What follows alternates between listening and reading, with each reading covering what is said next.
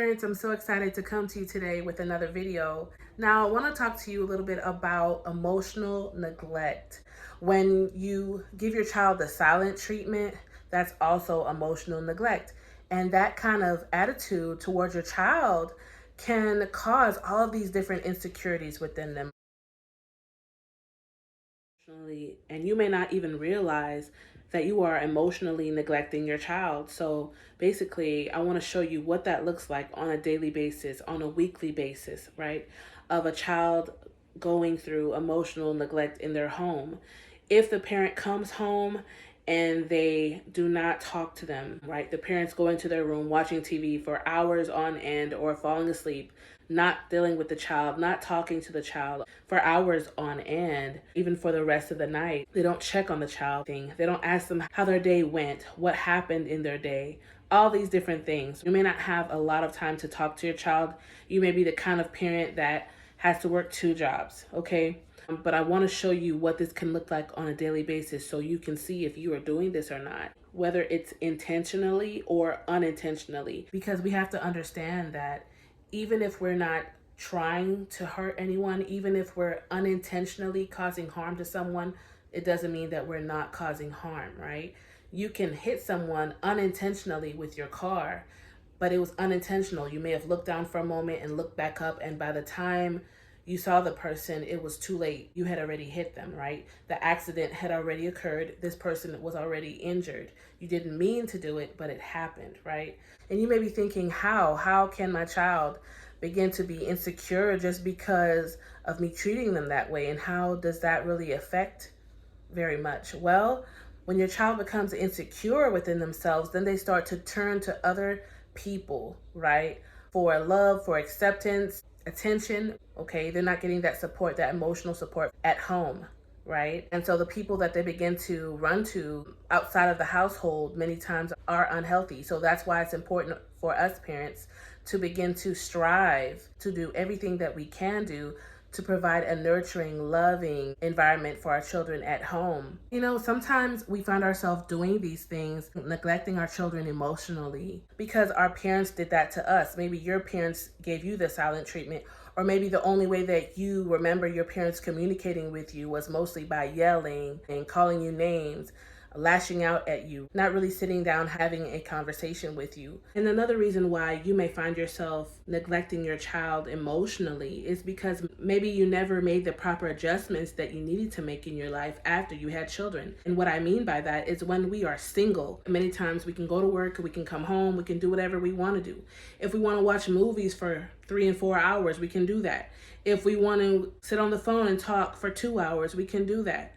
Because there's no one to tend to, there's no one to come home and care for when you're single. But when you become a parent, you really have to make that adjustment in your mind and in your lifestyle, in your habits, right, every day. And so you may find yourself saying, I see that I do neglect my child, but I don't really know how to break the cycle, right? I really don't know how to get out of that pattern of when I get off of work, I just go smoke a cigarette for an hour. I talk on the phone to a friend, and then I come in the house, I eat, I fall asleep. This is what I do, or whatever your routine is. You may also be someone that says, I don't see that I neglect my child. It could be because you have blinded yourself to the fact that you have emotionally become numb because of all the things that you've been through in your life. You are emotionally numb now to where you're not able to even see when you're hurting someone else. So you love your child, but you really don't know how to show that love towards them and be there for them. Sit down with them, talk things through with them. So that's why I wanted to make this video, because there are many families out there suffering, many families that I see and that I know that are suffering, and they don't know how to come out of it. And this is why many times when you see a household that has a family where the parents are not speaking to the children, not taking time and spending time, quality time with the children, everyone's just kind of to themselves. Even when the parent comes home from work, everyone comes home from school, they're just watching TV, they're not talking to each other throughout the day, they're not making time for each other on the weekend. There's just a continual cycle of separation, right?